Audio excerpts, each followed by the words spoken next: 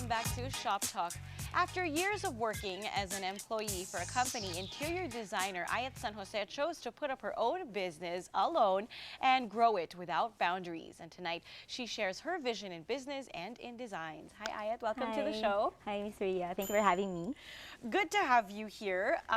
Amazing, actually. You graduated from UP Diliman. You took interior design, and you graduated what again? Cum laude. Wonderful. I actually graduated second highest of our graduating batch of interior design and ranked fifth from the graduating class of 2007. And then after that, 2008, I took up the board exams and I passed.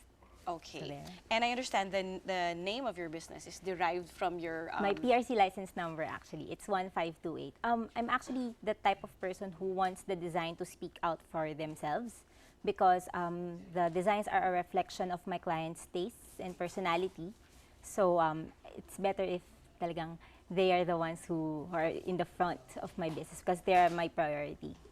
Exactly, because I mean, otherwise then all the stuff you design is going to be your taste, or it might possibly all look the same, right? So how do you strike the balance between what is truly aesthetically pleasing and what your client wants? You know, what if your client wants something and you're like, no, that's not going to look so good? How do you fix that? Well, instead of telling them the negative side, you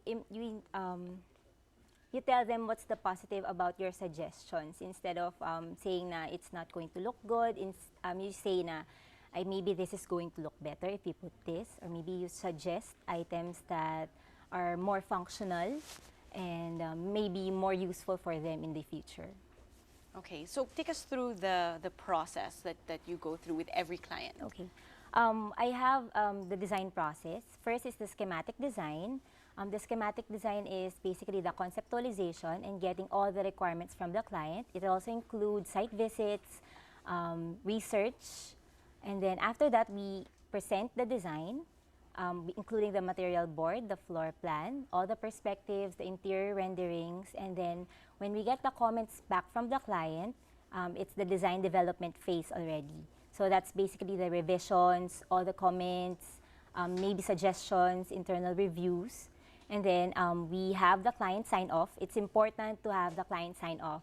We need to have the signature from the client. So at least in the future, we have that reference that this is approved, all the materials have been approved. So at least we won't get into any troubles in the future. And then after that, we go to construction documentations, basically doing all the drawings, the details needed by the bidders, the contractors, the laborers, the workers on site.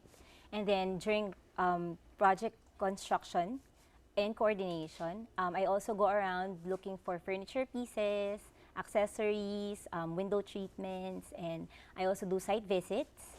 And then after everything has been done, before we turn it over to the client, I do punch listing because that's also important.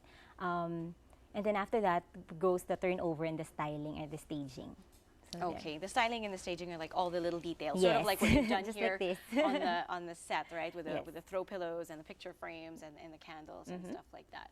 Okay, so how do interior designers these days charge? Well, it depends actually. Some charge per square meter, some charge on a lump sum cost, and some charge on a percentage of the total project cost. So it really depends on the size of the project or the scope of works that is being required. Okay, so you yourself do all three depending on what type of yes, project? it really depends on the project. Because sometimes we have very small projects, so that doesn't really count as a per project cost. So it really depends. It really depends. Okay, and what type of clients do you have? Are you doing mostly residentials, mostly condos, or you do everything? Right now, I mostly do residential projects, condominium units, and houses. Condos are actually the number one in-demand projects right now because we have a lot of ongoing real estate developments being built.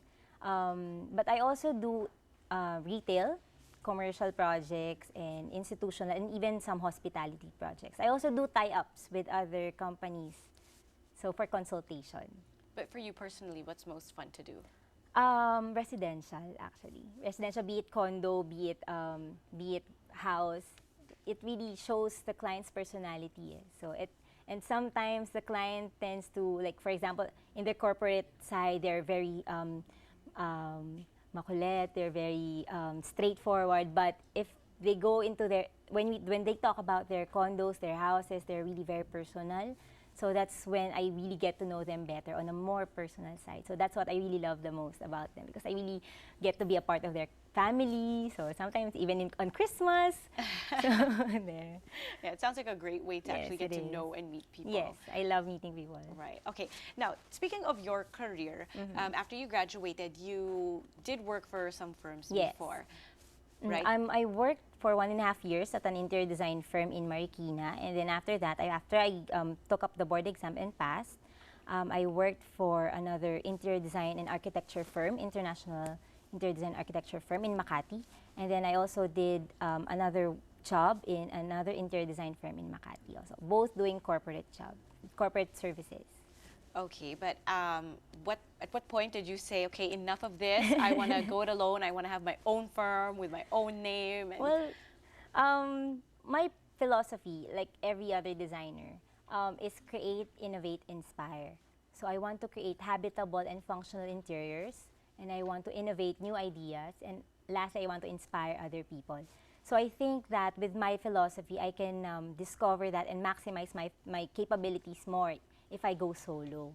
And I also realized that since there's a big boom in the construction industry, so that's the reason why, yes, this is the right time. I'll take the leap of faith, and this is it. I'm here.